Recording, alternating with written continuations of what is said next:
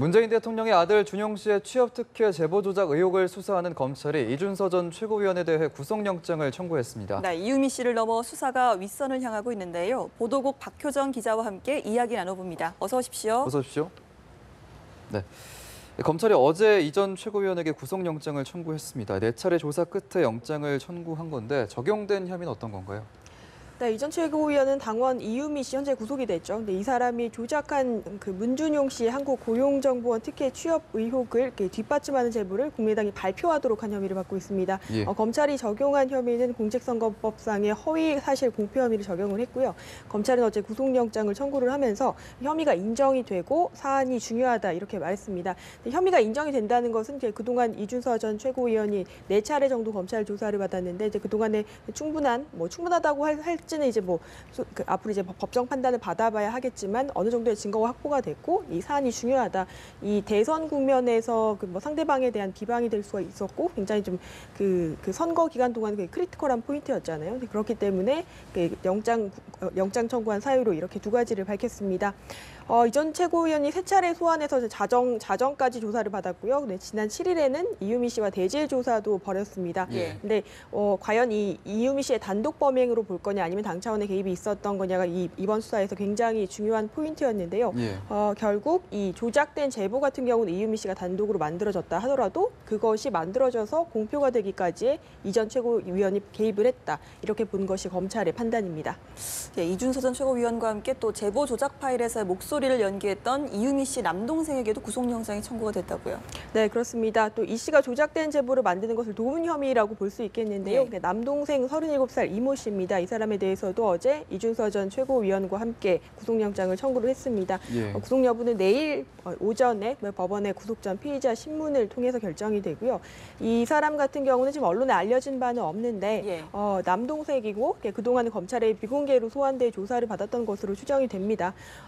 지난 5월 5일이죠. 대선을 나흘가량 앞두고 발표된 공개된 녹취록에 따르면 예. 아버지가 원서를 쓰라고 그래서 원서라고 얘기는 하지만 아버지가 쓰라고 그래서 어딘지도 모르고 썼다. 주변 사람 다 안다. 이런 취지로 말하는 녹취록이 공개가 됐습니다. 예. 결국은 연기였다고 보는 것이 검찰의 판단이죠. 예. 말씀해 주셨듯이 이제 그동안 수사에서 이번 제보 조작 사건이 이제 이유미 씨의 단독 범행이냐 아니면 당 차원의 개입이 있었느냐 이것이 핵심이었는데 검찰이 그렇다면 결국 윗선으로 수사를 확대할 필요성이 있다 이렇게 결론을 내린 거군요. 네, 그렇습니다. 일단 이 전 최고위원에 대해서 구속영장을 청구했다는 것은 앞으로 더 당 차원의 조사를 벌여야 한다는 의미로 볼 수가 있고요.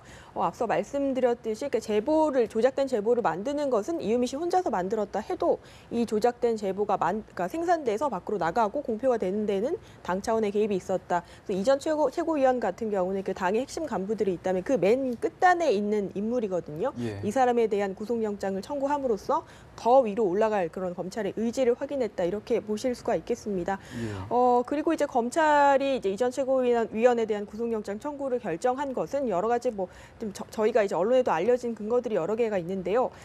미필적 고의라고 했습니다. 미필적 고의라는 것은 내가 하는 행동이 이 조작된 제보가 약간 수상하고 예. 진짜인지 약간 진위가 확인해 봐야 할 필요가 있는데에도 약간은 무시하고 공개를 하는데 일조한 거라고 하거든요. 네, 법률상 용어이긴 한데 미필적 고의를 좀 쉽게 설명을 하자면요.